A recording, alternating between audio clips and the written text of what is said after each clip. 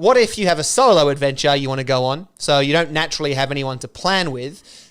Who would you recommend talking to first to get the dream out there and to start planning? That might be a good one because some of these adventures seem solo.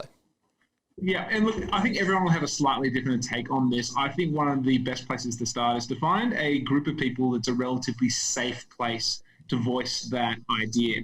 Because there's a certain vulnerability to having an idea, a dream, a passion for an adventure that when you announce it to a group of people that can be detractors, it can make you stall on the idea of doing that, especially when you're solo. If you're doing a trip with multiple people, you've got them to back you up. So finding a group of people that will actually support you and will help you critically look at what you're actually meant to be doing is super important. I mean, I've done small things solo. I've always generally done trips with other people. So, I mean, that's an interesting question to actually reflect on. Heather, you were alone actually for your PCT trek, weren't you?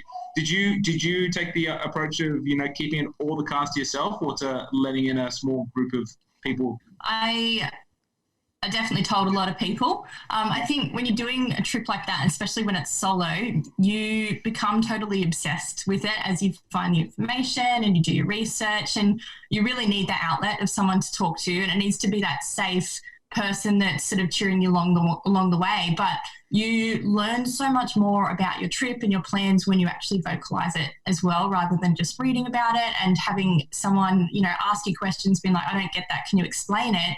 And you find yourself almost explaining it to yourself as well. I actually reached out. I was lucky that the PCT is a really popular trail, and heaps of people done it in the past. So I got in touch with a few different people that had hiked it previously. I found that helped really well. And the other thing I did was actually go and do something on my own as well. I was so scared of being lonely. That was my biggest fear of the trip.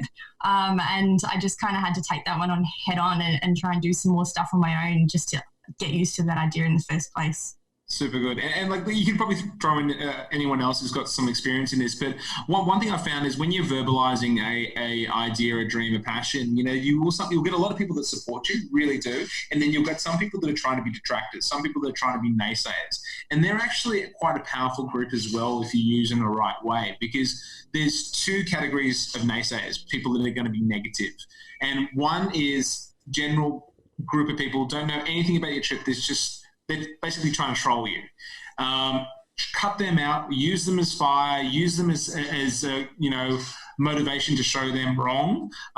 But there's another group of naysayers that might be very experienced in what you do. Might be, ocean meteorologists if you're going to go sail across the world, or might be another through hiker or another person who's done the PCT who might have some concerns. And those people that have the concerns and have the experience, they're people that you actually want to get on board to become part of your teams, because they've got a lot of the problems and solutions that you need the answers to. And if you can turn them from detractors into people that are going to be advocates, it is the most powerful thing. Seriously, it's so great for trip planning, especially if you're solo.